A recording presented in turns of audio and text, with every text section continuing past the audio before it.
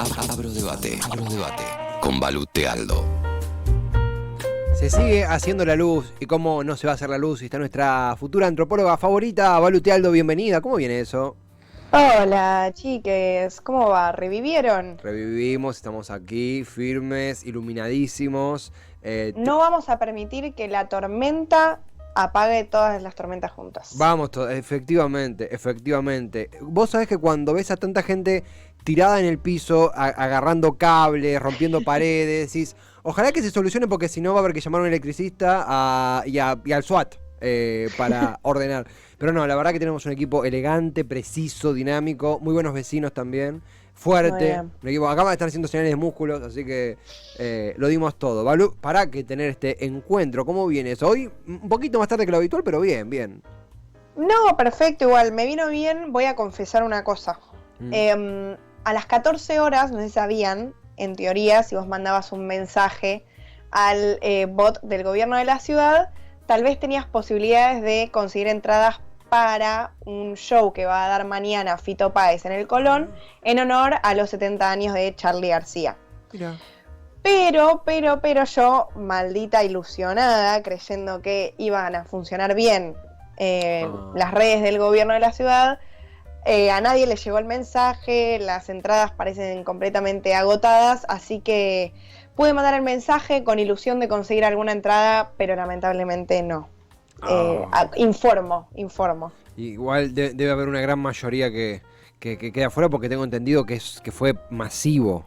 Sí, fue masivo. Pero bueno, nada, eso les quería contar, que por lo menos intenté y no se pudo. No, pero estás no tenés Fito Páez, pero estás Cítrica Radio. Es verdad, están al mismo nivel. Claro. Acá, pero que me tira. No será el Teatro Colón, pero tenemos luz. Es verdad, también. Claro. También. Hay que mirar el vaso medio lleno. Totalmente. ¿Quién dijo que todo está perdido? Yo vengo a ofrecer mi corazón. Nunca, hoy más que nunca. Balu, además de toda la coyuntura y todos los líos domésticos que ya hemos domado con maestría, hoy es un día, digo bien, hoy es el cumpleaños de Estela de Carlotto, y además estamos atravesados por una jornada muy importante con la palabra identidad, ¿no? Sí, señor. Hoy es el Día Nacional por el Derecho a la Identidad. Este día fue catalogado así, como se dice, promulgado en 2004 en honor a la fundación de Abuelas de Plaza de Mayo, que bueno, hoy cumple justamente 44 años de su fundación. Y bueno, me parecía bastante importante traer este tema hoy, porque nos atraviesa, creo, a argentines, y sobre todo porque tiene que ver con una parte de nuestra historia y que está bueno que nunca la olvidemos, y pensemos desde todos los puntos de vista lo que significó esto, bueno, el terrorismo de Estado, las consecuencias que dejó, y sobre todo, bueno, cómo se encara la lucha, ¿no? Una vez vuelta a la democracia. Y bueno, desde que se fundó, sobre todo las Abuelas de Plaza de Mayo, el principal eslogan de su campaña fue: si tenés dudas sobre tu identidad, comunícate con nosotras, ¿no? Con las Abuelas de Plaza de Mayo. Y entonces yo empecé a pensar qué significa este concepto de identidad, qué trae, porque también como estudiante de una ciencia social, esa palabra tiene mucha potencia. Total. Siempre significa algo. En general, en todas las ciencias sociales estamos recorriendo constantemente este tema, y bueno, para nuestra generación me parece que también tiene mucho que ver con todo el movimiento LGBTIQ+, por ejemplo, que forma parte, ¿no? de una estructura identitaria. Entonces dije, bueno, pero ¿qué acepción de este concepto tan complejo están utilizando las abuelas? ¿Por qué lo utilizan como bandera? Y todos los años hay campañas sobre esto. De hecho, este año la campaña que hay es te muestra la imagen de un cassette con una lapicera, y te dicen que si esa imagen te recuerda algo, o si la reconoces, esto de retroceder el cassette con la lapicera, que Tevi, nuestra generación, claramente no la vivió, pero sí una generación anterior, dicen que bueno, si recordás eso, quiere decir que naciste entre el 75 y el 83, y que entonces, si tenés dudas sobre tu identidad, por favor recurras a Abuelas de Plaza de Mayo. Siguen buscando a sus nietos, ¿verdad? Exacto, siguen buscando a los nietos que fueron apropiados ilegalmente por parte del Estado entre 1975 y 1983. Entonces, si partimos desde una base teórica, ¿no? Y nos preguntamos, bueno, efectivamente, ¿qué quiere decir, qué significa identidad? Podemos entender a la identidad como un proceso, por supuesto, o sea, quiere decir que es móvil, no es que es fijo y ya está, sino que es un proceso. Es un proceso de construcción donde los individuos se van definiendo a sí mismos en una cercana relación e interacción simbólica con otras personas. Acá esto ya nos da varias pistas, si bien parece que está en un lenguaje imposible de entender, vamos a ir desarmando la frase, ¿no? Claro. Ya sabemos que la palabra interacción es fundamental, o sea, la identidad no se queda sola en un rincón, sino que todo el tiempo necesita estar en un constante contacto con los otros. Claro. Y esa palabra también siempre la traemos en la columna, ¿no? La otredad, los otros, lo que es distinto a mí, lo que me es ajeno. Ahora, vayamos de lo macro a lo micro, ¿no? Todos vivimos en una sociedad, ¿estamos de acuerdo? Sí. En una sociedad que tiene determinadas características culturales. Nosotros vivimos, por ejemplo, en la sociedad argentina, que la cultura argentina tiene sus figuras, ¿no? La podemos reconocer de determinada manera, como todas las sociedades. Ahora, esas características culturales, en general, se expresan mediante formas simbólicas. Ejemplo de formas simbólicas, la bandera argentina. La bandera argentina es un símbolo, si yo la veo, yo ya sé que está haciendo referencia a mi país. O si la ve otra persona, ya sabe que está haciendo referencia a un país que puede conocer o que no, pero sabe que es una bandera y que no es propia. O en este caso, nosotros como argentinos nos identificamos. El mate también, las empanadas, ¿no? Son símbolos de argentinidad. Son identidades colectivas. Símbolos. Exacto. Forman parte de una identidad colectiva. Ahora, ¿cómo interactúa la identidad con todas estas formas simbólicas, ¿no? La identidad es la manera en la que justamente estas formas simbólicas son movilizadas, o sea, se van moviendo, claro. Vamos interactuando con ellas, ¿sí? Mientras interactuamos con otros y así vamos formando nuestra propia narrativa personal. Pueden ser otros que son parecidos a mí, por ejemplo, otra persona argentina, ¿no? No sé si les ha pasado alguna vez si tuviera la posibilidad de viajar a otro país, o en todo caso que una persona les haya contado que viajó a otro país y que se encontró con otro argentino y dicen, ¿sos de Argentina? Sí, ¿de dónde sos? Ahí hay una identidad cultural y colectiva muy fuerte, ¿no? Más cuando lo identificás no porque te lo digas, sino porque estás tomando mate y decís, vos sos de Argentina. Claro, ahí estamos interactuando con esas formas simbólicas con otros, en este caso nos identificamos, ¿no?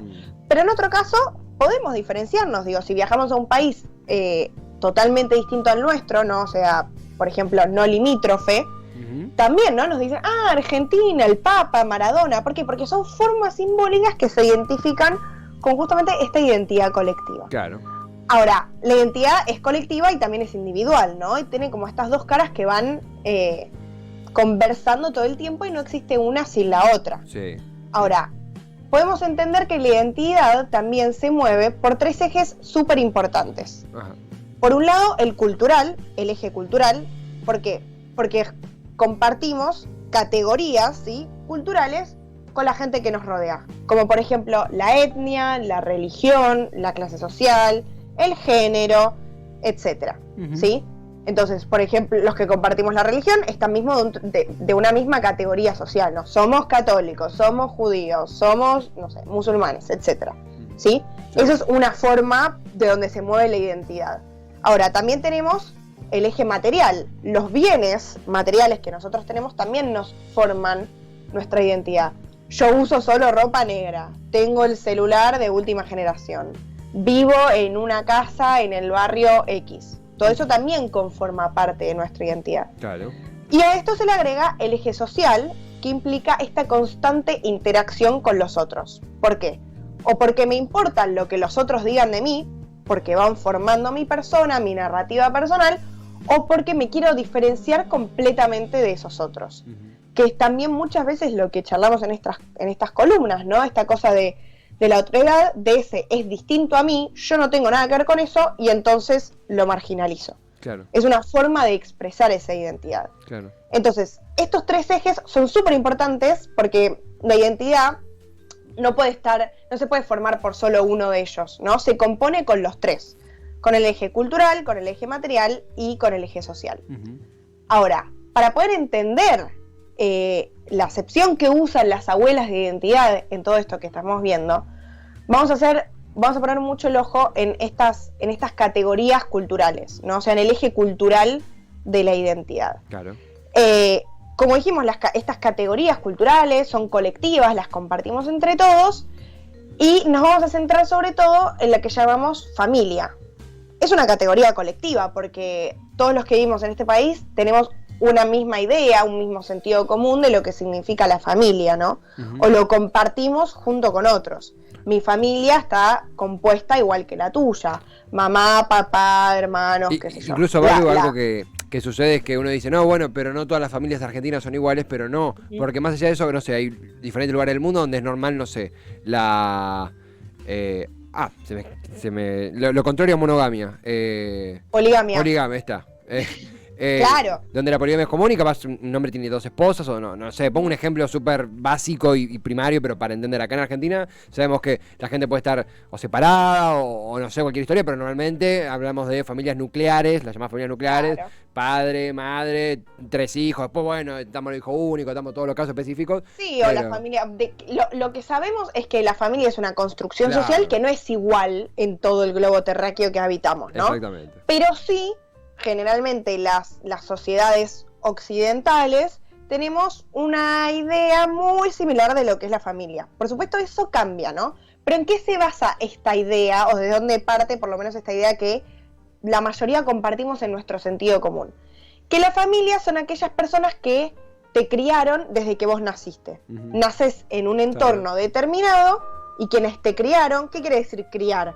No solo que te mantuvieron con vida, ¿no? O sea, que te dieron de comer y que te dieron ropa, sino que también te transmitieron determinados valores, te educaron de cierta manera, te mandaron a la escuela, te mantuvieron económicamente, etcétera, ¿no? Entonces, la disyuntiva tal vez en la que nos encontramos, sobre todo en la actualidad, es la familia, entonces. ¿Son aquellos simplemente con los que nos relacionamos de manera sanguínea? O sea, que compartimos ADN. Mi papá es mi papá porque si nos hacemos una prueba de sangre, el ADN vamos a compartir gran parte de él. O también podemos llamar familia a aquellas personas que elegimos meterlas dentro de esa categoría, ¿no? Por ejemplo, creo que todos tenemos el famoso hermano del alma o hermana del alma, ¿no? ¿Por qué del alma? Porque no compartimos sangre, pero lo metemos en ese concepto, en esa categoría de hermano o hermana, porque fue tan importante para nuestras vidas, seguramente crecimos con esa persona, que le asignamos ese nombre, ¿no? Claro.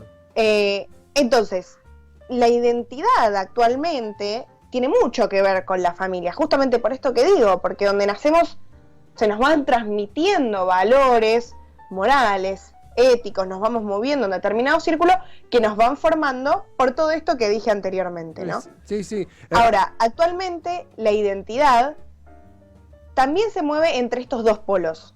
Por un lado, un polo de yo elijo quién soy porque soy completamente independiente y libre, ¿no? Un individuo puede elegir con qué se asocia más. A mí me gusta más esta cultura, entonces yo me asocio con esto y me visto todo el tiempo de esta manera y qué sé yo. O, por el otro lado, nos basamos más en la genética. Justamente estamos asociadas a esta persona porque genéticamente compartimos mucho porcentaje, ¿no? Ahora, ¿qué acepción de esto utilizan las abuelas? Se basan mucho más en la identidad biológica, en esto de consanguinidad.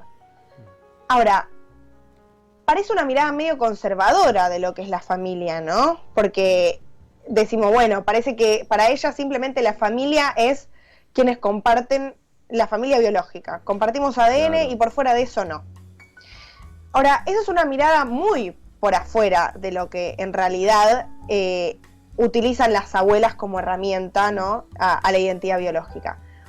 Mediante la tecnología genética, ¿sí? Y la extracción de sangre y la comparación de esa extracción de sangre, se puede determinar si efectivamente hay un enlace genético o no.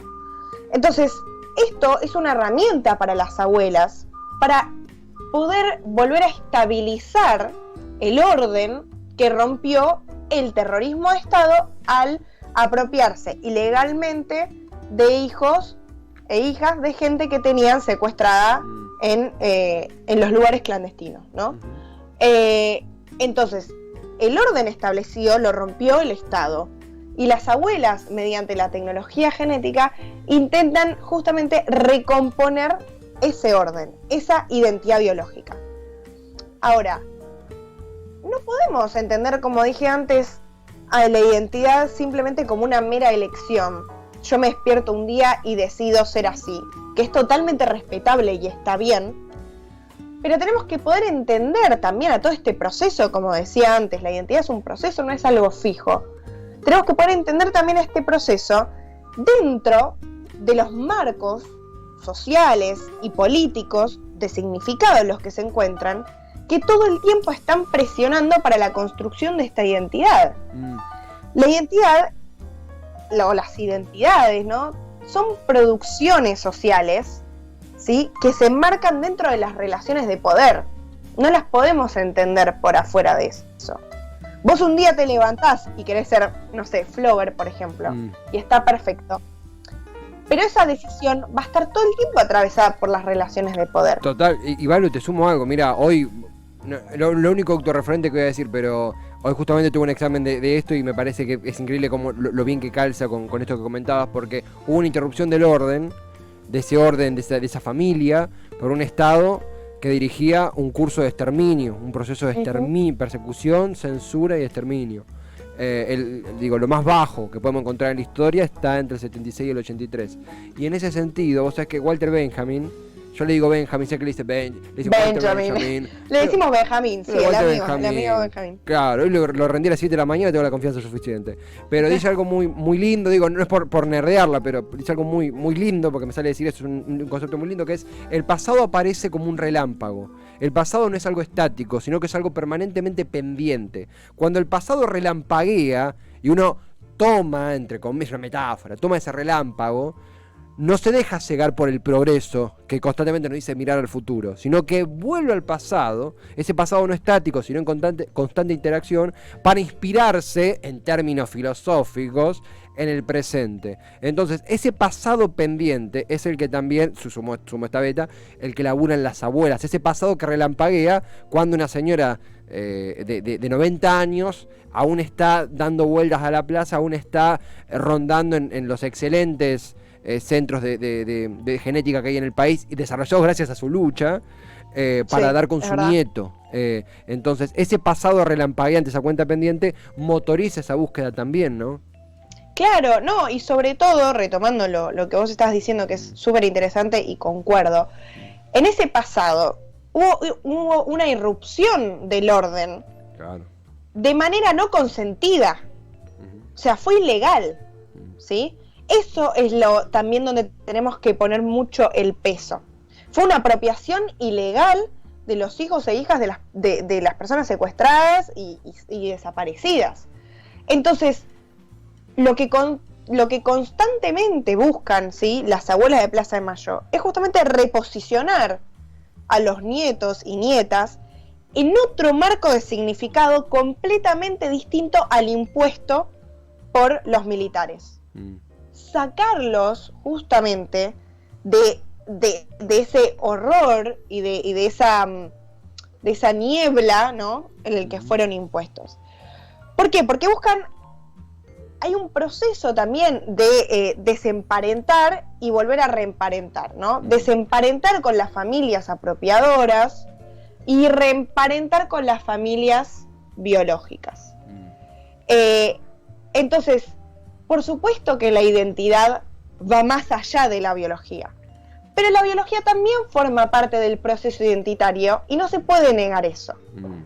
Como no se puede negar, tampoco se le puede quitar un derecho a una persona de saber su identidad biológica.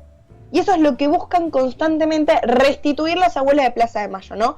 Garantizarle el derecho que le fue quitado a por lo menos 400 personas, que todavía seguimos en búsqueda, sí, de ese derecho biológico, identitario que tienen las personas de saber a dónde pertenecen, ¿no? no estamos diciendo que la identidad se tiene que basar solo en un eje, y es que vos decidís libremente lo que querés hacer. Que por supuesto eso está bien, lo que estamos diciendo es que no ignoremos el factor biológico que está probado culturalmente también, Claro, ¿no? claro. Nuestra sociedad está fundada sobre esos cimientos, ¿no? Claro. Sobre la familia como los lazos de parentesco biológicos. Y si bien se pueden destruir voluntariamente, porque uno puede decidir separarse de esa familia biológica, ¿no? Sí, sí. Y es una decisión completamente válida. Ahora, siempre y cuando sea consentido y no sea un derecho quitado por el mismísimo Estado. Sí, exactamente. Entonces, la bandera que usan las abuelas todos los años, desde hace 44 años, en una lucha ininterrumpida sobre el derecho a la identidad, ¿no? Sobre si tenés dudas sobre tu identidad, que por favor te comuniques con ellas, está refiriendo a esta identidad biológica que le fue quitada a estos chicos y chicas entre el 75 y el 83. Y que también no solo forma parte de esta identidad biológica, sino que también a partir de esta irrupción que tuvieron de ser quitados de sus familias originalmente, esto también forma parte de su identidad cultural, ¿no? Y su identidad individual. Sí, son quienes son. Y son quienes son, y fueron chicos marcados por esta tragedia. Y eso también forma parte de su identidad. Y por eso es muy importante seguir reivindicándolo año a año, ¿no? Porque una manera de saber quién sos y de poder formarte como sujeto es saber de dónde venís. Y es un derecho que todos tenemos y que no se le puede quitar y no se le puede negar a nadie. Sí. Entonces me parecía muy importante traer este tema hoy, que sobre todo es el derecho nacional por el Día Nacional por el Derecho a la Identidad, perdón, donde siempre tenemos que tener esto presente. Y siempre es importante remarcar una y otra vez lo que significa la identidad, cómo es construida como proceso, todo el tiempo las relaciones de poder que se construyen en ese proceso, y cómo podemos hacer para que nos sintamos cada vez más cómodos, ¿no? Reivindicando nuestra identidad. Sí, la verdad es que son esas charlas que cuando aparecen las madres y las abuelas, en este caso, bueno, las abuelas, se hace una atención tan particular de parte de todos nosotros. Es tan particular el aire, en este caso en esta columna, cuando hablamos con el equipo de antropología forense, cuando conectamos con alguien de abuelas, con todas las aristas que tiene. Es un aprendizaje y es una lección para constantemente, aún los que no estamos atravesados por esa tragedia que vos describías, constantemente problematicemos, entendamos, abracemos el concepto de identidad que las abuelas luchan y que también es herencia hacia nuestra generación, que no fue atravesada por la dictadura, que vio a las abuelas ya consagradas, ya después de su lucha, ya como parte de casi todos los gobiernos que pasaron. Algunos no la recibían y otras sí, pero realmente es admirable. La palabra es admiración, la palabra es lucha, la palabra es el agradecimiento también, Balu, por traer este tema que no podía pasarse por alto. Y uno de los motivos realmente que uno agradece que estemos transmitiendo hoy es haber tenido esta charla tan fuerte, tan necesaria, y que tanta admiración nos despegue, que solamente contigo podíamos tenerla en este espacio tan lindo que llevas a cabo. Así que agradecimientos totales, querida Balu. Bueno, muchas gracias como siempre, y la verdad un placer poder hablar de estos temas también en este espacio. Balu, cerrá bien la semana, un abrazote, viernes que viene te estamos viendo. Igualmente. Hasta pronto. Buen fin de para ella también, para Balu Tealdo, estudiante de antropología. La palabra también es emoción, piel de gallina, como cada vez que, bueno, veía también la imagen que mientras Balu nos explicaba, la imagen de Estela con Guido, con su nieto, y bueno, las emociones quedan a flor de piel, realmente. La verdad que, genuinamente, parte de poder transmitir hoy, nos tiene agradecidos por haber tenido este encuentro, como siempre, tan lindo con Balu Tealdo.